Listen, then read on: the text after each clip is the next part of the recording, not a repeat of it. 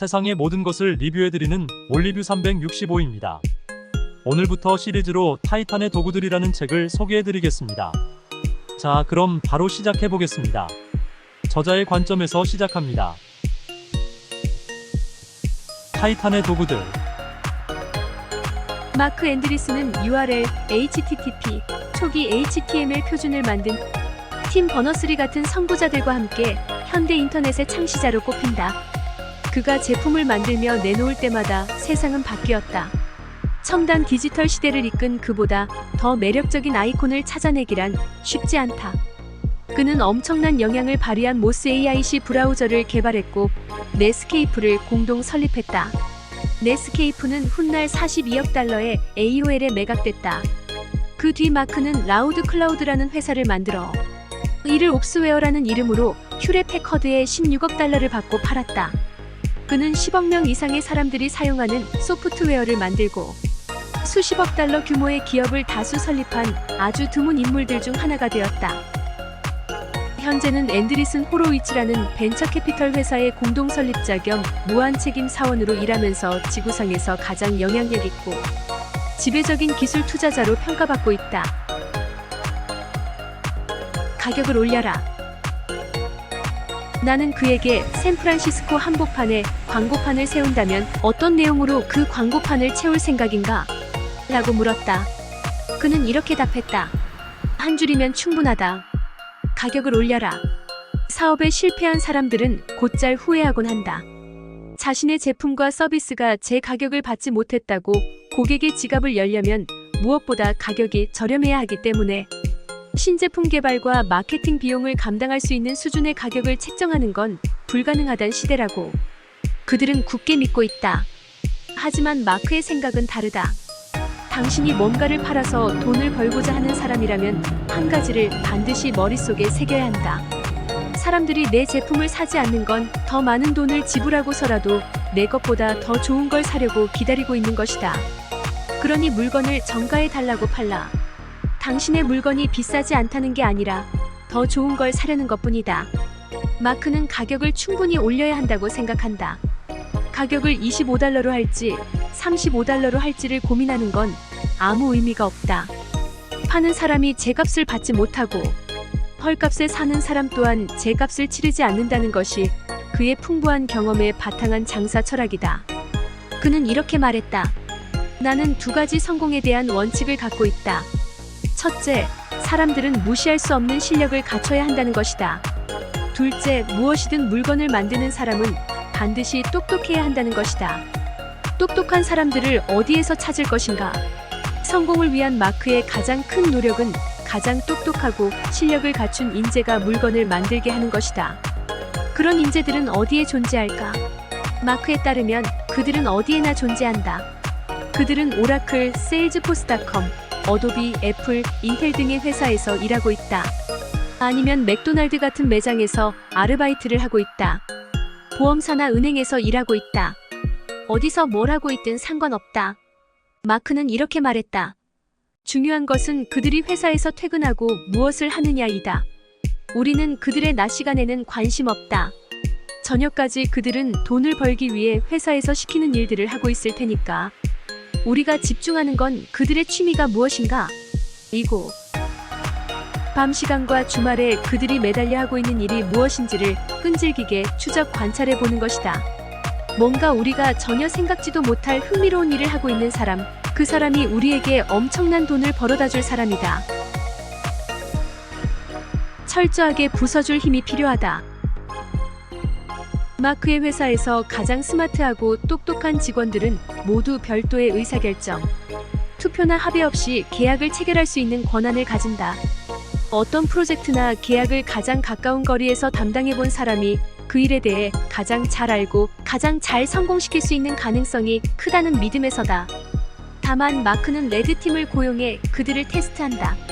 레드팀은 기업이 직면할 수 있는 다양한 상황을 시뮬레이션을 통해 객관적으로 사전 예측하고 취약점을 포착해 전략을 재검토하고 다른 분석을 통해 의사결정자에게 새로운 통찰력을 제공하는 역할을 한다.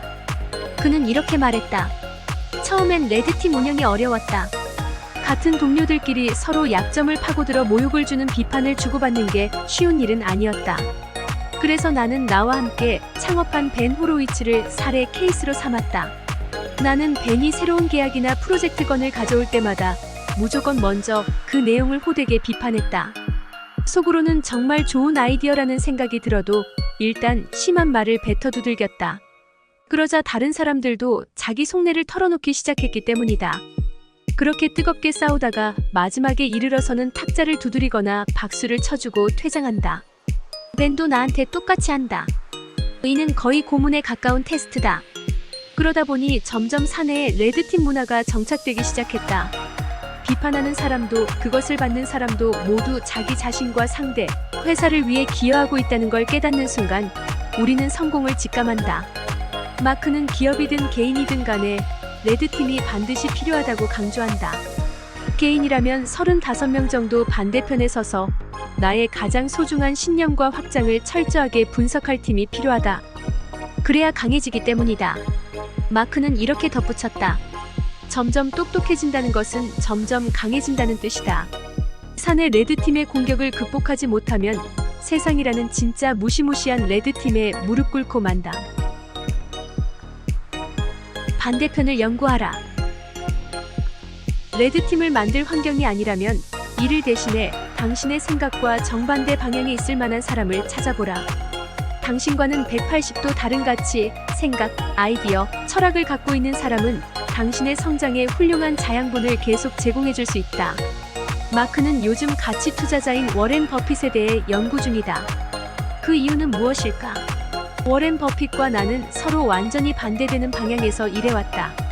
기본적으로 워렌은 변화를 거스르는 쪽에 돈을 건다. 그리고 우리 회사는 변화에 돈을 건다. 만일 그가 실수를 한다면 그건 미처 그가 예상치 못한 뭔가가 변했기 때문이다. 우리가 실수를 한다면 그건 우리가 생각지 못했던 변화가 일어나지 않았기 때문이다. 이렇게 놓고 보면 워렌과 나는 더 이상 전혀 다른 존재일 수가 없다는 사실을 깨닫게 된다. 오히려 그와 나는 아주 중요한 공통점을 갖고 있다는 사실 또한 알게 된다. 그와 나는 독창적인 생각을 지향한다. 그리고 그와 나는 항상 반대편을 살펴봄으로써 내 편에 있는 사람들이 동의하는 것, 그래야만 한다고 생각하는 것에 가려진 실체를 보고자 노력한다. 성공하고 싶다면 당신도 이 같은 경험을 해야 할 것이다. 강력한 의견, 침착한 태도. 강력한 의견과 침착한 태도, 이 문장은 오랫동안 마크의 트위터 프로필이었다. 그에 따르면 성공의 가장 큰 적은 합이다. 대부분의 사람들은 살면서 어떤 일에 대해 자신의 강력한 의견을 개진하거나 발전시키거나 구체적으로 진행시켜본 경험이 없다. 늘 상대와의 합의를 더 중시해왔기 때문이다. 그래서 레드팀의 존재가 절실한 것이다. 레드팀을 통해 우리는 더 강력한 의견을 소유할 수 있고 일반적 통념과 완전히 반대되는 것을 찾는 습관을 들이게 된다. 마크는 이렇게 말했다. 흔히 실패라고 하면 돈만 잃는 것으로 생각하기 쉽다. 틀렸다. 돈뿐 아니라 시간도 잃는다. 따라서 우리는 늘 2배로 위험한 도박을 하고 있는 것이다. 그것만큼 강력한 확신을 갖고 있어야 한다. 강력한 의견과 확신을 키우는 동시에 우리는 침착한 태도와 평정을 유지할 수 있어야 한다. 세상에는 예측 불가능한 일이 비일비재하게 일어나기 때문이다. 내가 강력한 의견을 내세우더라도 상대의 의견을 존중해야 한다. 늘 토론이 거듭될수록 강해지는 침착한 태도의 중요성을 강조한다. 당신이 그들을 초대한다면 그들은 어떤 주제를 놓고 당신과 필사적으로 논쟁을 벌일 것이다. 당신과 함께 저녁 식사 자리에 나온 당신 친구들의 얼을 쏙 빼놓을 것이다. 하지만 당신과 친구들이 자신들보다 더 나은 정보나 논리를 드러내면 그들은 곧바로 고개를 끄덕이며 당신 말이 전적으로 옳아요. 그런 생각은 해보지 못했네요. 라고 말할 것이다. 강력한 의견과 침착한 태도, 이 둘이 당신을 타이탄으로 만들어줄 것임을 의심하지 마라. 세상에 없는 길을 가라. 다음은 마크의 젊은 트위터 팔로워들이 가장 좋아하고 자극을 얻는 짧은 글들이다. 나만의 길, 세상에 없는 길을 가는 사람들에게 좋은 동행이 되어 주리라 생각해 마지막으로 몇 개 소개해본다. 지금 몹시 힘겨운 상황이라면 전신 거울을 들여다보라. 당신의 모든 근육과 자세가 앞을 향해 있는가? 그렇다면 당신은 멈추지 않는 사람이다. 내 목표는 빨리 실패하지 않는 게 아니다. 장기적으로 성공하는 것이다. 이 둘은 하늘과 땅만큼 서로 다르다. 아무도 모르는 걸 나만 아는 것이 독창성이 아니다. 독창성은 아주 소수의 사람만이 아는 것을 아는 것이다. 반짝 성공에 그치는 이유는 하나다. 한번 성공하고 나면 이봐, 지금 네가 갖고 있는 아이디어가 얼마나 시시한 줄 알아? 라고 말해줄 사람들이 사라지기 때문이다. 폭락을 예측하려면 투자자들이 잃은 돈이 폭락 자체로 사라진 돈보다 훨씬 많다. 지금까지 타이탄의 도구들의 저자 팀 페리스가 전하는 메시지였습니다. 여러분은 오늘 이 글을 읽고 어떤 생각이 드시나요? 마크 앤드리스는 인터넷 초기의 혁신자로 성공적인 기업가로서 라우드 클라우드 등을 설립하며 큰 성공을 거둔 사람인데요. 저는 마음에 와닿았던 부분은 레드팀을 통해 프로젝트를 철저히 검증하는 방법을 사용한다는 것과 반대 의견을 연구하고 존중하는 자세를 통해 자신의 아이디어를 보완하면 독창성과 끈기의 중요성을 강조하는 부분에서 정말 많은 감탄을 받았는데요. 우리 보통 남들이 싫어하는 말하기도 싫어하고 듣기도 싫어하잖아요. 그런데 오히려 서로 모욕에 가까운 비판을 하고 그러면서 서로의 소중함을 깨닫고 또 자신의 일을 한 단계 업그레이드 시키는 것을 보면서 많은 감동을 받았습니다. 앞으로 진정으로 나의 단점을 대놓고 비판해 줄 수 있는 사람들을 만들어 봐야겠네요. 그럼 다음 편에서 계속 만나 뵐게요. 지금까지 시청해 주셔서 감사합니다.